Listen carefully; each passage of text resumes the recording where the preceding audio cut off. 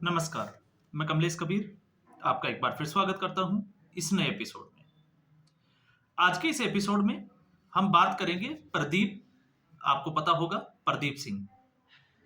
ये प्रदीप सिंह जो है वो खबरहाट जो न्यूज़ चैनल चलाते हैं, मैं उनकी बात कर रहा हूं। पक्के कांग्रेसी है और इस वक्त जब कांग्रेस में सर्जरी चल रही है तो ये बड़े खुश है कि राहुल गांधी जो है वो शायद इस बार जीत जाएंगे। लेकिन आप देखिए इनके आकलन का तरीका, तो जब आप आकलन का तरीका देखोगे तो आप अपना सर पकड़ के बैठ जाओगे। अब आकलन का तरीका क्या है, आखिर कांग्रेस पार्टी हार क्यों रही है, आज हम इस वीडियो में इसी बात का विश्लेषण करेंगे इस प्रदीप सिंह के नजरिए से।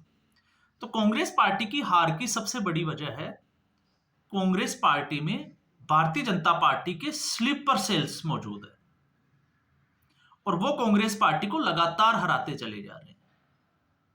अब स्लीपर सेल कौन है इसके मुताबिक, तो इसके विश्लेषण को आप देखोगे तो पहला स्लीपर सेल है कुमार विश्वास, रामकथावाचक और हिंदी कवि। दूसरा स्लीपर सेल है आचार्य प्रमोद कृष्णम और तीसरा स्लीपर सेल है धीरेन्द्र शास्त्री, जिसको बागेश्वर धाम के नाम से जाना जाता है। अब इन लोगों की वजह से कांग्रेस पार्टी 2004 से जब राहुल गांधी आए, फिर उसके बाद 2014 से जब राहुल गांधी ने पूरी तरीके से कांग्रेस को कंट्रोल किया, तो उसके बाद में लगातार ये लोग चुनाव हराते जा रहे हैं। अब कैसे हराते जा रहे हैं, आपको बिल्कुल भी हंसना नहीं है, क्योंकि हो सकता है आपको इस आकलन पे हंसी आए। दरअसल ये बात निकली कहां से, तो बात ये निकली कि कुमार विश्वास की बेटी की शादी, डेस्टिनेशन वेडिंग हुई और फिर उसके बाद में रिसेप्शन का प्रोग्राम रखा गया। इस प्रोग्राम में प्रधानमंत्री नरेंद्र मोदी तक ने शिरकत की।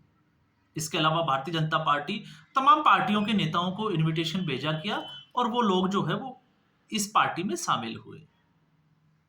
अब दर्द यहीं से शुरू हो जाता है कि आखिर प्रधानमंत्री नरेंद्र मोदी उस शादी में गए क्यों। अब इनका जो चश्मा है वो उसका नजरिया भी हम देख लेते हैं। प्रॉब्लम इनको कुमार विश्वास से नहीं है, प्रॉब्लम इनको है राम कथावाचक से, क्योंकि वो राम की कथाएं करता है। और कांग्रेस पार्टी तो वो पार्टी है जिसका स्टैंड 2006 में टीआर बालू ने जिस तरीके से सेतु समुद्रम को तोड़ने के लिए एक प्रोजेक्ट बनाया गया था और सुप्रीम कोर्ट में हलफनामा दिया था यूपीए सरकार की तरफ से कि राम जो है वो एक काल्पनिक पात्र है, उसका कोई वजूद ही नहीं है। तो दर्द कहां है आप समझ सकते हो, लेकिन उससे भी बड़ी समस्या है कि आप इस तरीके की सोच कैसे रख सकते हो कि कुमार विश्वास की शादी में लोगों के जाने से, कांग्रेस पार्टी के नेताओं के, कि कांग्रेस पार्टी चुनाव हार जाती है। आपको भी थोड़ा सा हास्यास्पद जरूर लगेगा। और ऐसा क्यों नहीं जाना चाहिए उस शादी में, तर्क आप देखिए। क्योंकि कुमार विश्वास ने एक ट्वीट किया था इटली की माता लिखकर। तो आप ये भी तो सोचे कि उस वक्त कुमार विश्वास जो थे वो आम आदमी पार्टी में एक नेता के रूप में थे और नेताओं में आरोप और प्रत्यारोप लगते ही रहते हैं। अब ऐसे आप देखोगे कि प्रधानमंत्री नरेंद्र मोदी का जो है वो अभी भूपिंदर सिंह हुड्डा को लेकर एक वीडियो आपने देखा होगा, जिसमें प्रधानमंत्री नरेंद्र मोदी कहते हुए दिखाई देते हैं, क्या हुड्डा साहब आजकल कहां रहते हो। और दोनों के जो है वो बड़े खुश होकर बात करते हैं। तो क्या हरियाणा में भूपिंदर हुड्डा जो है वो भारतीय जनता पार्टी का स्लीपर सेल था कांग्रेस पार्टी के लिए, आप सोच के देखिए। तो इसलिए मुझे ना इनके आकलन पे अब लोग कैसे भरोसा करते हैं मुझे नहीं पता। अब अगर भारतीय जनता पार्टी का नेता किसी दूसरे की शादी में, अब मैं इसका उदाहरण भी दूंगा, इसकी जरूरत क्यों पड़ी, क्योंकि इस शादी में मध्य प्रदेश कांग्रेस से जीतू पटवारी भी शामिल हुए, कमलनाथ, दिग्विजय सिंह। अब आपने देखा होगा कमलनाथ और दिग्विजय सिंह ने जीतू पटवारी के खिलाफ एक मोर्चा खोला हुआ है। और खबर यह है, ये इन्हीं लोगों की, जो ये दरबारी पत्रकार है, इन्हीं का आकलन बताता हूं कि जीतू पटवारी जो है वो राहुल गांधी का खास है। तो राहुल गांधी का खास जीतू पटवारी है और दिग्विजय सिंह और कमलनाथ जो है वो उसके खिलाफ मोर्चा खोल रखे हैं। तो कमलनाथ और जब दिग्विजय सिंह के बेटे की शादी में जो आपने देखा होगा शिवराज सिंह चौहान को भी देखा गया। तो यहां तो आपकी बात समझ में आती है तो क्या सारे ही नेता जो है वो स्लीपर सेल है कि जीतू पटवारी ये चले गए और फिर उन्होंने एक ट्वीट डाल दिया उस शादी का, तो क्या इससे कांग्रेस पार्टी चुनाव हार गई? अब आप आपका जो है वो आपको सोचना है। मैं सिर्फ जो है वो बातें रख रहा हूं जो इनके आकलन का एक हिस्सा है।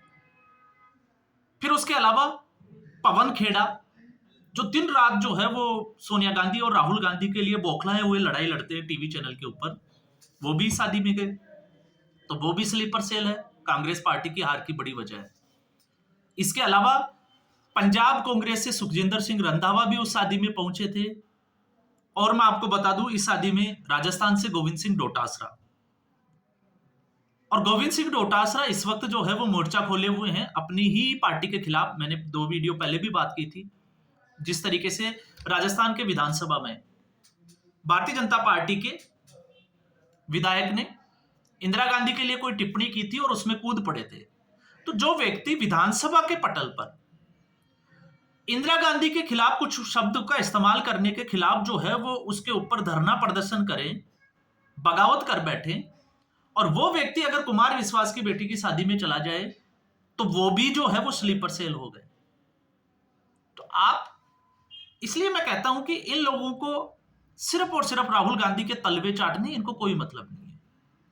और वैसे अगर आप सच्चाई की अगर आप बात करोगे तो सच्चाई सबसे बड़ी यह है कि जब ये व्यक्ति ये कहते हैं कि शादी में जाने से कोई बुराई नहीं है, तो फिर आप वीडियो क्यों बना रहे हो?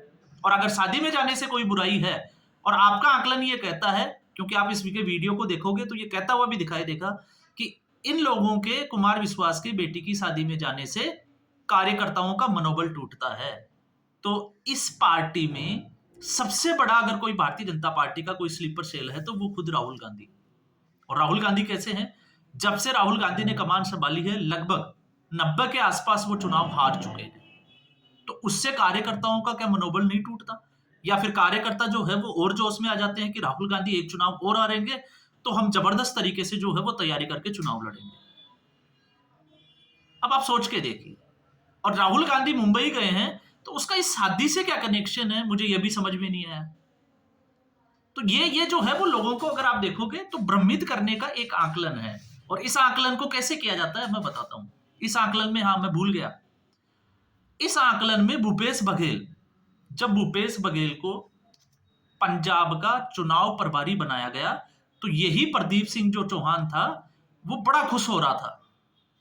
भूपेश बघेल राहुल गांधी के बड़े खास है, बहुत अच्छे लीडर है, और पंजाब में अब ये हो जाएगा वो हो जाएगा, ये इसके खुद के आकलन की है। और भूपेश बघेल अगर कुमार विश्वास की बेटी की शादी में चला जाए और उसकी फोटो आ जाए तो नहीं, ये कांग्रेस पार्टी की हार के लिए जिम्मेदार है। और इसके आकलन की एक और परिभाषा मैं आपको बता देता हूं। इसके आकलन की क्या परिभाषा है? मध्य प्रदेश में कांग्रेस पार्टी की लोकसभा चुनाव में स्थिति, ये विधानसभा चुनाव की बात नहीं कर रहे हैं। यहाँ पे विधानसभा चुनाव की बात क्यों नहीं कर रहे, वो आप समझ जाओगे, इशारा काफी होता है। क्योंकि राहुल गांधी को प्रधानमंत्री बनते हुए देखने का जो सपना है वो सिर्फ लोकसभा से पूरा हो सकता है। इसलिए इनका आकलन जो है वो लोकसभा सीटों के आसपास चलता है।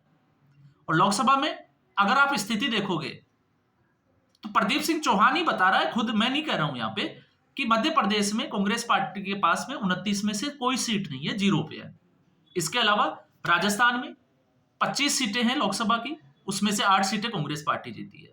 इसके अलावा गुजरात में 26 में से 1, दिल्ली में नीलबट्टा सन्नाटा, और फिर उसके बाद छत्तीसगढ़ जिस भूपेश बघेल की बात है 11 में से 1 सीट, और फिर उत्तर प्रदेश में 80 में से 6 सीट। तो इन जो सीटें कम हुई, इन सीटों के लिए जिम्मेदार कौन है? भूपेश बघेल है, जीतू पटवारी है, इसके अलावा गोविंद सिंह डोटासरा है, पवन खेड़ा इसके लिए जिम्मेदार है, सुखजिंदर सिंह रंधावा जो है वो इसके लिए जिम्मेदार है। जबकि इसने आकलन में ये नहीं बताया कि सुखजिंदर रंधावा जिस पंजाब से आते हैं वहां 13 में से 7 सीटें कांग्रेस पार्टी के पास है। तो फिर ये स्लीपर सेल्स कैसे हुए? और फिर हम आ जाते हैं इसके आगे की कहानी पे। तो इसके आगे की जो कहानी है कि राहुल गांधी अकेला कब तक लड़ेगा। तो राहुल गांधी जब सोनिया गांधी के पास में कांग्रेस पार्टी की कमान हुआ करती थी, तो आप देखिए उस वक्त कांग्रेस पार्टी के पास एक G23 एक ग्रुप बना था, और वो सारे एक से बड़े एक जो है वो धुरंधर नेता थे, सीनियर थे, अनुभवी थे। अब सवाल खड़ा ये हो जाता है कि आखिर राहुल गांधी उसको छोड़ छोड़ के ये 23 तो गए, लेकिन युवा नेता सचिन पायलट को आप छोड़ दोगे तो उसके अलावा बाकी नेता साथ छोड़ के क्यों चले गए? मैं कहता हूं कपिल सिब्बल गलत थे, गुलाम नबी आजाद भी गलत हो सकते हैं, तो 2 लोग गलत हो सकते हैं, 4 गलत हो सकते हैं। 25-30 नेता, जो बड़े नेता, अनुभवी नेता अगर कांग्रेस पार्टी को छोड़ दे, तो कमी राहुल गांधी में है या फिर उन 25 में है? यहां पे हमारा थोड़ा सा आकलन जो है वो गड़बड़ा जाता है। एक व्यक्ति जिसके पूरे गांव में सब लोगों से बनती है, सिर्फ एक से झगड़ा है, वो गलत है? या फिर वो व्यक्ति जो सबसे लड़ता है, उसकी सिर्फ एक ही व्यक्ति से बनती है, तो वो गलत है? तो यहां पर तो फिर कांग्रेस पार्टी की स्लीपर सेल में आकलन की अगर हम बात करूं, मैं हमेशा कहता हूं कांग्रेस पार्टी अगर जीतना चाहती है तो आपको केसी वेणुगोपाल और राहुल गांधी के आसपास के जो लोग हैं उनको हटाना पड़ेगा। उस सोच का जो दायरा है, जयराम रमेश जो लेफ्टिस्ट विचारधारा से आते हैं, इनको हटाकर जब आप देखोगे तो आपको समझ में आएगा कि भारतीय राजनीति का चश्मा कौन सा है। अगर आप इस तरीके से देखोगे तो फिर तो आपको जो है वो गड़बड़ ही गड़बड़ नजर आएगी। तो आचार्य प्रमोद कृष्णम इसलिए गलत हो गया क्योंकि वो लगातार प्रियंका गांधी की वकालत करता था कि राहुल गांधी के बजाय कांग्रेस पार्टी की जो कमान है वो प्रियंका गांधी वाड्रा को दे देनी चाहिए, क्योंकि प्रियंका गांधी वाड्रा जो है वो ज्यादा काबिल है। और लगातार अगर चुनाव हारोगे तो सवाल उठते भी है। लेकिन जब एक हिंदू होने के नाते जब उन्होंने कल्की धाम के लिए प्रधानमंत्री नरेंद्र मोदी को इनवाइट किया, तो उसके बाद से कांग्रेस पार्टी में इस तरीके के लोगों के जो है वो पेट में कीड़ा शुरू हो गया। और फिर हम आते हैं धीरेंद्र शास्त्री। तो धीरेंद्र शास्त्री के ऊपर बड़े आरोप है, नफरती भाषण देता है तमाम तरह की, मैं उनमें नहीं जाता।